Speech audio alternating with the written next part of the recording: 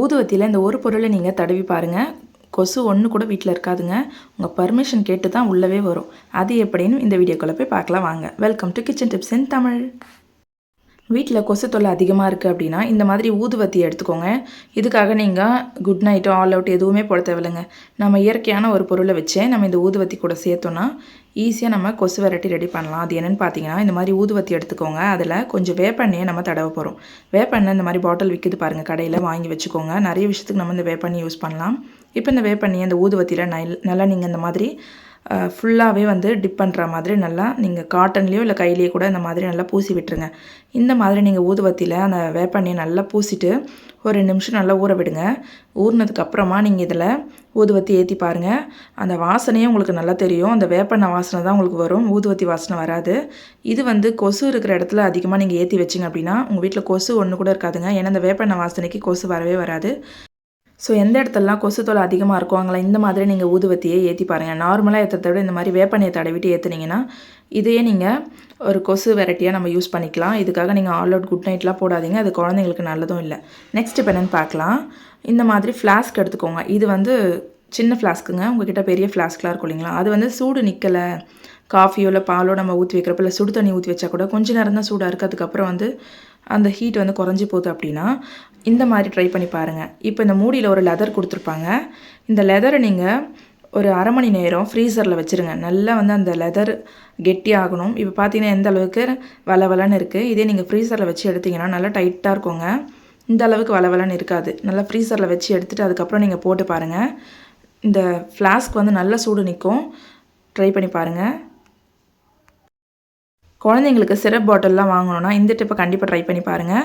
அது என்னென்னா, இதில் இருக்க எக்ஸ்பைரி டேட் வந்து இந்த மருந்துலாம் பட்டு அது அழிஞ்சு போயிடும், இல்லைனா அந்த பேப்பர் கூட கிழிஞ்சு போயிடும். நம்ம எப்போ வாங்கணுன்னே தெரியாது. ஸோ அந்த எக்ஸ்பைரி டேட் வந்து கிழியாமல் இருக்கிறதுக்கு இந்த மாதிரி டேப் எடுத்துக்கோங்க. சின்ன பீஸ் கட் பண்ணி அந்த டேட் இருக்கிற இடத்துல வந்து நீங்கள் ஒட்டி விட்டுருங்க. இந்த மாதிரி டேப்பை ஒட்டி விட்டுட்டிங்க அப்படின்னா அது எவ்வளோ நாள் ஆனாலும் அழியாதுங்க. நம்ம தேவைப்படுறப்ப எடுத்து பார்த்துக்கலாம். அதே மாதிரி நம்ம யூஸ் பண்ணுற காஸ்மெட்டிக்ஸில் கூட நீங்கள் இந்த மாதிரி டேப் வந்து ஒட்டி வைங்க. அதாவது நம்ம face wash, face cream, compact பவுடர்லாம் நம்ம யூஸ் பண்ணுவோம். அதெல்லாம் எக்ஸ்பைரி டேட்டை வந்து அழிஞ்சிரும். ஸோ ரொம்ப நாள் வச்சு யூஸ் பண்ணுறதுனால இந்த மாதிரி டேப் போட்டு நீங்கள் ஒட்டிட்டிங்கன்னா எவ்வளோ நாள் ஆனாலும் அந்த டேட் வந்து அழியாது. நம்ம பார்த்து யூஸ் பண்ணிக்கலாம். நம்ம ரிமோட்க்கெலாம் பேட்ரி போடுவோம் இல்லைங்களா, அப்போ ஒரே மாதிரி செல் நம்மக்கிட்ட 2 இல்லை, ஒன்று பெருசு ஒன்று சின்னதாக இருக்குது அப்படின்னா அதை நம்ம எப்படி போடுறதுன்னு பார்க்கலாம். உங்ககிட்ட சின்ன செல்லு தான் இருக்குனாலும் அதையும் நம்ம போடலாங்க. இந்த மாதிரி டேப்லெட் காலி ஆயிடுச்சுன்னா அந்த கவர் இருக்கும் இல்லைங்களா, ஸோ இந்த மாதிரி கவரை நீங்கள் சின்னதாக அந்த சின்ன பீஸாக மடித்து எடுத்துக்கோங்க. அப்படி இல்லைனா உங்ககிட்ட அலுமினியம் ஃபாயில் இருந்தால் கூட எடுத்துக்கோங்க. நான் வந்து டேப்லெட் கவரை தான் சின்ன பீஸாக மடிச்சிருக்கேன். இப்போ இந்த ரிமோட்டை போட்டுட்டு அந்த இடத்துல கொஞ்சமாக நம்ம அந்த டேப்லெட் கவரை வச்சிட்டோம் அப்படின்னா நம்ம ரிமோட் பேட்ரி வந்து அட்ஜஸ்ட் பண்ணி இந்த மாதிரி போட்டுக்கலாங்க. ஒருவேளை உங்ககிட்ட ஒரே மாதிரி செல் இல்லாத டைமில் சின்ன செல்லை கூட நீங்கள் வச்சு போட்டுக்கலாம். நம்ம வீட்டு வாசப்படியில் பார்த்தீங்கன்னா சில நேரங்களில் இந்த மாதிரி செல் அடிக்குங்க.